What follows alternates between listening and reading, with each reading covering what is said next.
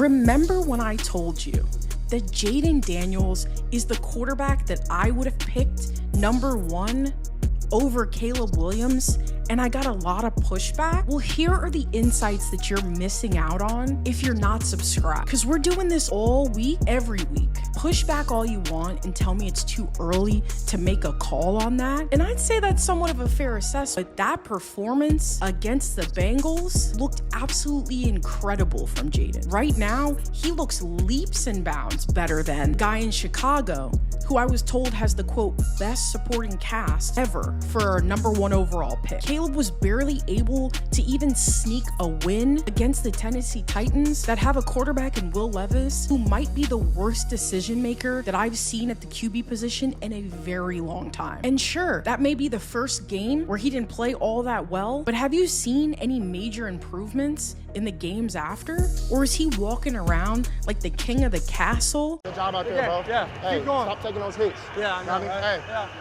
Learn from those mistakes, and everything that you got, bro, is in you already, bro. You're gonna be a hell of a player in this league. Yeah. All right, boy. Appreciate it. For sure.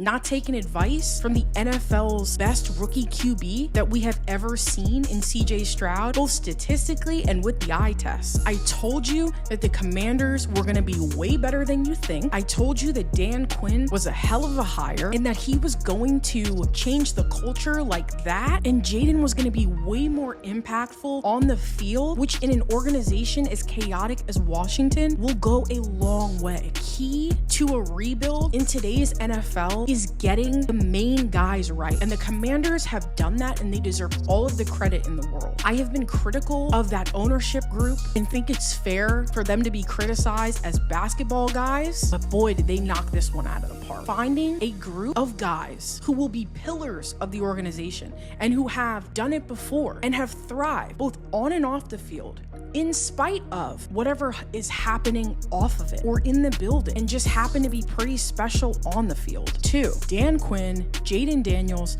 Austin Ekeler, and Terry McLaurin have thrived regardless of being in bad organizations, going through scandals, the selling of teams, city relocations, firings, and lost Super Bowls. And at the end of all of it, they're still the same guys with a C on their chest, as steady as can be. One wrong move in the early stage of a rebuild, as significant as this one, can tank the entire operation. But when you build a structure of pillars, like the guys I mentioned, it insulates everybody on that team and protects them from taking a major dive, which we know Washington is prone to do. Now, I want to ask you another question. When was the last time that you saw that level of emotion from their top leader in Terry McLaurin, who has played with about 8 different quarterbacks since he's joined the team? When have you seen that type of unleashing of emotion in the way that you did on Monday night? When was the last time you saw Washington go and compete their ass off and dominate on the road? And truthfully, what a night for Cliff Kingsbury. I'm not sure he can put together that type of creative and nuanced offense and performance for the entire season, but at this point, that's not exactly what really matters,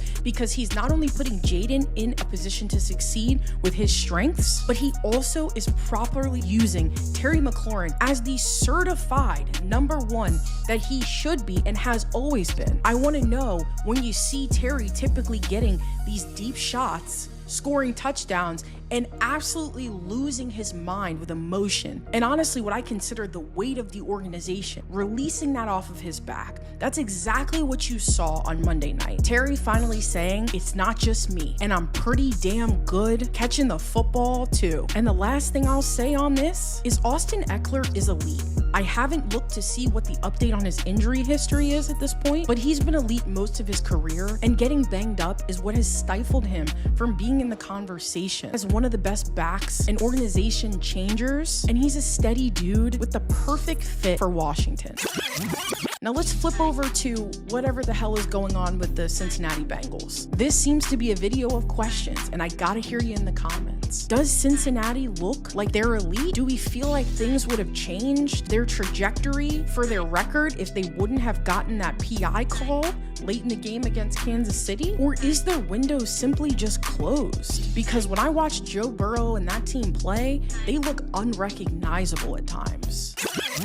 Now let's jump over to what else I saw in the rest of week 3 that I want to chat with you about. And as always, you got to tell me if I missed the mark. Now we got to talk about the things that have my attention and are glaring coming out of week 2 and 3. The first thing is that week 3 has given us a ton of clunkers. And what that is mostly a result of the 0-2 teams getting desperate and the 2-0 teams being juiced up after starting the season off hot, some way better than everyone expected, and that wears off. And the 0-2 teams, they don't want their season to be over before it even begins. And so pride takes over, and that's exactly what you saw in the Denver and Buccaneer game and a few others on the slate. And so one thing you know about me, if you're a new subscriber here, is that I'm going to take ownership when I completely whiff. And boy, did I think the Buccaneers were going to come in and handle the Denver Broncos. But when you look at it on the opposite side, right, and you want to analyze what went wrong, Sean Payton is something like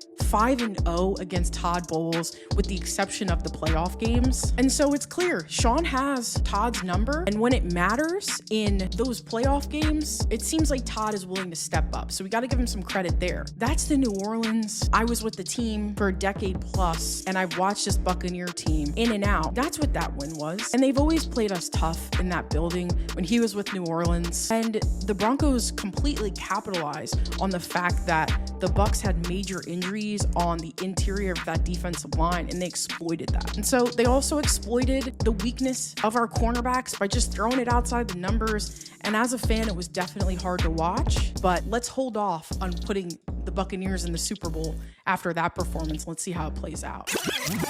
Now, I want to talk about Justin Fields, and we can throw Malik Willis into this conversation too. I have been an adamant defender of Justin Fields on this channel. You can go back and watch some of my older videos. Believe that you don't give up on a talent as special as Justin Fields, because if he can start to fix his vision in the pocket and keep his eyes up like the best basketball players looking to distribute do, then that kid has some of the most special straight line speed that I've ever seen at the position. Picking Caleb, who is a true pocket passer and has some real incredible arm talent, I would have made that move all day, but I've been just as much as an advocate for how badly run the Chicago Bears were and how they continue to tank Justin's career.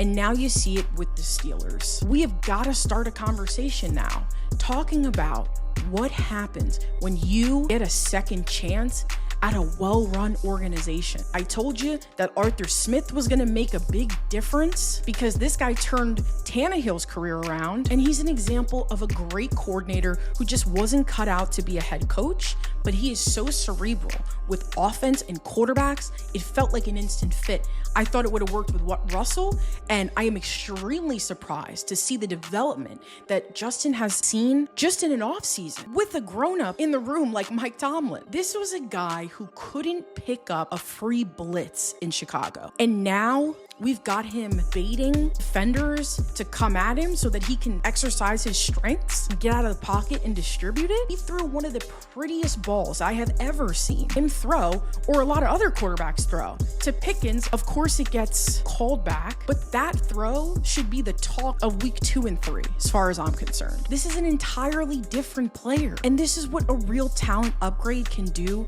to a contending team like the Steelers, who really are a quarterback away. I'm not writing a check on the Steelers making a deep run in the AFC, but I certainly know that looks a hell of a lot better than Kenny Pickett. And ultimately, Justin's talent just elevates the rest of the team that is actually pretty good. And you see that, right? They're 3-0. And that's what happens when you've got good coaching and good structure. We just talked about it with the Commanders. And the truth of the situation in Chicago, not every guy is built to be indifferent to what people say in the media or the pressure of the day-to-day bullshit that comes with being in a bad organization like Chicago. Caleb might just succeed there because he's a little off and comes off a little bit delusional at times. That can be a strength for Caleb. For Justin, it just clearly wasn't.